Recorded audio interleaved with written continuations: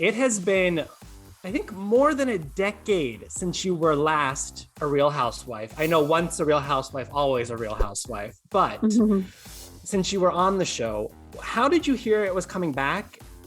And why did you say, you know what, let's try it again?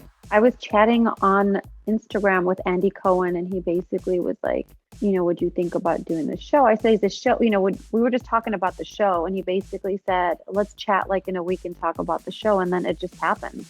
And then it just happened. Next thing you knew, cameras were following your every move. Yeah. Hi, guys. Larsa. Wow. Was it kind of an instant yes? It didn't take much convincing? I had a conversation with my kids because I was like, now that they're older, like, do you guys want to be on TV? Do you guys care if I do the show? And they were excited to do it. You left the show after season 1, and I feel like we never got really an explanation on the show why that happened. So can you shed any light on why you didn't return for season 2? Scotty got a job working for the Bulls, and we took our kids back to Chicago and went back to our house in Chicago, and I just watched the show from Chicago.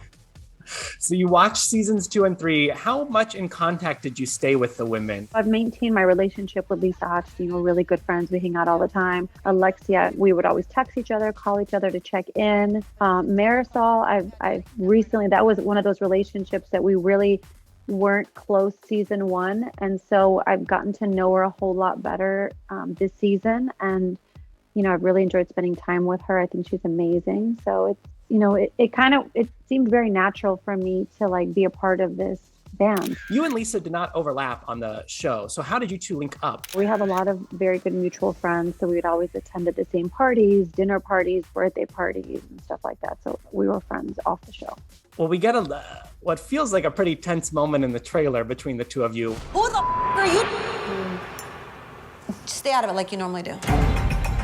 What leads to that moment? Why did you have that kind of snap with her? Because you seem to be on good terms. Oh no, she's I love her. We're really good friends. No, I just feel like that conversation was, I had to get out my point, and she just was trying to like control what I was saying. And really I was like, no, you always stay safe. So you stay safe and let me just get out my feelings and tell Nicole how I feel. Got it. You made the first season of Real Housewives of Miami, from my understanding, not knowing it would be Real Housewives. It was kind of like a social circle, social club show. It was supposed to be a cooking show. Right, which is why every episode is centered around a bizarre dinner party with no explanation. So stepping into it this time, knowing you were making Real Housewives, did you approach it any differently? No, I knew that it was going to be challenging, but I was fine with it. Other than making sure your kids were on board with you doing this, did you have anything that was maybe holding you back, or things that you went, I don't know if I want to open myself back up to people being in my business? I'm very open on social media, so, I'm used to that. I was going to say, I feel like people are going to talk about you whether you are saying something or not, so you might as well take the chance to say it. I know. I feel like people I say something and they sometimes take it the wrong way. I don't know. Well, that's kind of where we start this season and what the trailer was all about. Larsa is the name on everyone's lips. Did that surprise you, or did you expect it? I kind of expected it. I feel like, I never give my side of the story. I'm always the kind of friend or, whatever that doesn't really give her side of the story. And this kind of gives me a chance to give my side of the story. So I was really excited about that. I'm trying to have time for me to work out, go shopping, look cute. It's a lot of work.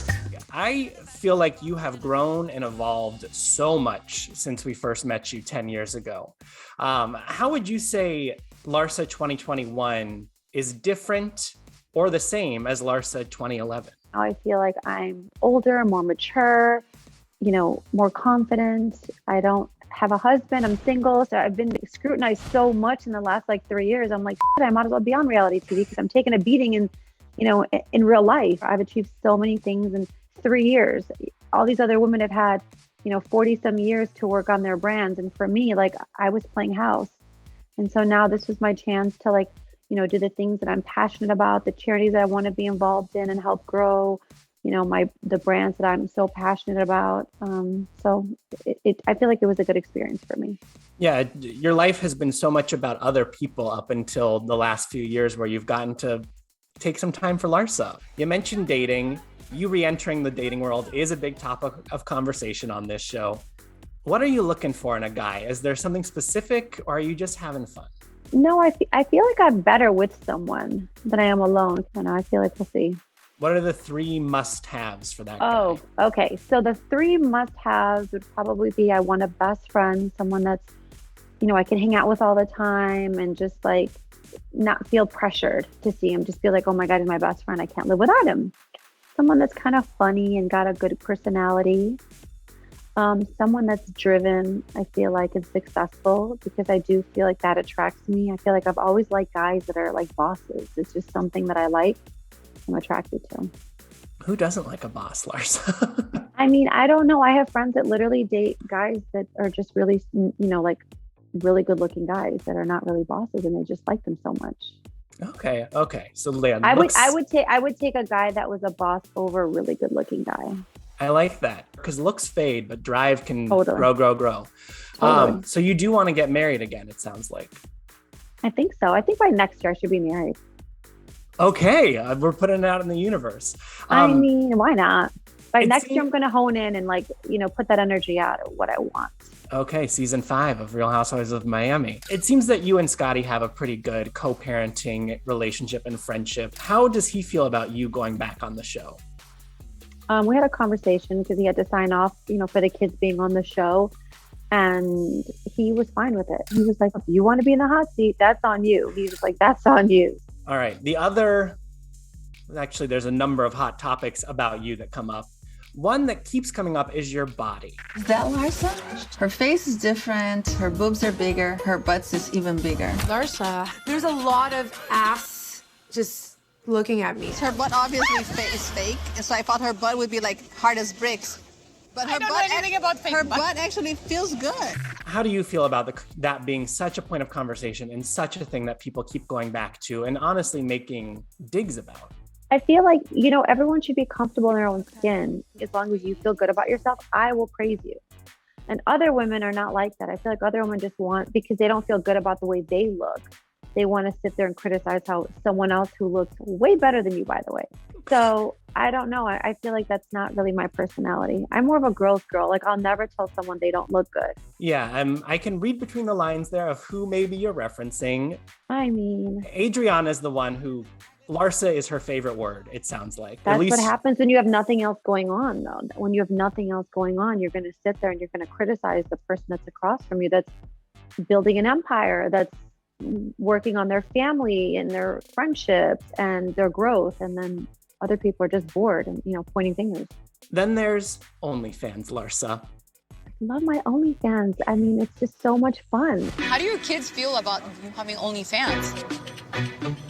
I'm literally posting the same things I would post on Instagram. Stepping into that first lunch, did you have any idea that this was going to be such a hot button issue for the other women? I had no clue it was going to be such a hot topic with the girls. I also feel like they live in a bubble in Miami. They don't really know what's going on in the rest of the world. Sometimes when you judge things, it's because you're not as knowledgeable about it. And that's kind of what happened on the show. Well, and I think when you said, I make 10 grand a day, a lot of people's shut up to an extent. But think about it. If you could do something that was super easy at home and text with people that literally all they write you, you become friends with, these people. I'm friends with the people, my friends on OnlyFans. I like them. I care about them. I check in on them. Is like the name of the platform sounds like it's what keeps you there. Like you like the interaction with these people. That's why you like to be on that. I mean, it's fun. It's really fun. And I do like the one-on-one and the, exclusive content, things that I wouldn't post on Instagram where I'd be like, oh my God, what if someone thinks this? I wouldn't care, because it's like, if you're following me on OnlyFans, you truly care about me. It's not like I'm one of, you know what I mean? Even though my subscription is free, it's not like I'm charging for my subscription. So it's funny that these girls would think it would be so wild. I'm like, so really what do you then charge for? Oh, it's just like, certain photos or direct messages to me. But like my content is free. My subscription's free. And your content is PG-13. I mean, it's PG-17 or 18. Okay, so it's like R-rated, but it's not X-rated or... No, it's not. Yeah, I mean, my kids take my photos most of the time, just so you know. I love that insight. Do you think the women are maybe jealous to an extent of this life you've created for yourself in the in-between? I mean, I'm living my best life. Like, I'm having so much fun. I'm at a great place. I just wish that, women empowered each other and made each other feel good. Because honestly, that's all I do with everyone. I love to help other women and I love to see women winning, but it's not always like that. Another big focus for Adriana, more specifically, is your one-time connection to the Kardashian family. Larsa left Miami, but the minute the Kardashians shunned her out, now she's back in the group and trying to really regain our friendship and trust. You have said your piece on this. You have said you are ready to move on. And I just want to know how you feel about it being brought up when you've put it in the past. And does it affect your ability to feel like you can move on? Honestly, like, Kim and I are in a good place. I love them. I love her. I wish nothing but, great things for them. And I feel like they wish nothing but great things for me. So I don't know why Adriana would say that. I think it was just something for her. She likes to fight. She's one of those people that loves to be in a cat fight. She's got her claws out. And I feel like that was just like an easy dig at me. But I don't know. I'm not going to let someone else that's not in a great place discredit all the work that I've been doing on myself. You left this group of women, come back with a butt as big as Kim Kardashian's, trying to become the new Kim Kardashian, which you're never gonna be. I'm looking forward to whenever that moment airs so we can see how you handled it and what you said back to her, because I think that will be interesting. I mean, I will say I'm kind of out of character because I feel like when someone attacks me, I don't know how to act sometimes. I need to tone it down a tad bit, but I'm just not used to being attacked. Welcome back to Housewives. This show is going to be really good. I feel like just watching the first 2 episodes, I was like, oh my God, it starts off with a bang. It just escalates. Thinking about everything you lived and what we're about to see, what are you most excited for the fans to get to experience or to relive yourself in season 4? I feel like, the entrepreneur side of myself, just when I was on the first season, like I said, I really was a housewife. I took care of Scotty and the children, and now it's like a whole different place in my life.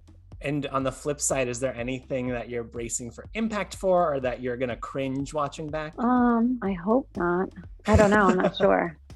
We did a lot of filming. I'm not sure. If you had to sum up season 4 with one word, what's the word? Drama filled. I'll take it, a hyphenated drama filled. Yeah, just drama filled. I don't know. The season was definitely fun. It was fun to shoot. I had a great time. Other people are focusing on all the wrong things. You need to focus on all the right things that make you happy. And sometimes people are not focused on the things that will give them, happiness. Like living a life of purpose will give you happiness. Is there anything that's going to shock the viewers about what plays out? Or that maybe anything that shocked you that you were like, I did not see that coming? I think the whole season has got a lot of those, to be honest with you. I think the whole season is, it's a lot of good stuff. Alexia told me that Adriana is definitely the pot stirrer of the season. Would you agree with that? She's like the weasel. She's like the weasel, like the little brother that just annoys you the entire time you're at home. She's definitely the weasel of the crew. All right. I think we've got to leave it at Adriana's the weasel of the crew, because I don't think we're going to top that soundbite, Larsa. Yeah, I think that's basically it. She texted me Happy Thanksgiving, and I was like, Happy Thanksgiving? You were yelling across the table at me like a lunatic. I don't know. I think people sometimes are, Definitely that.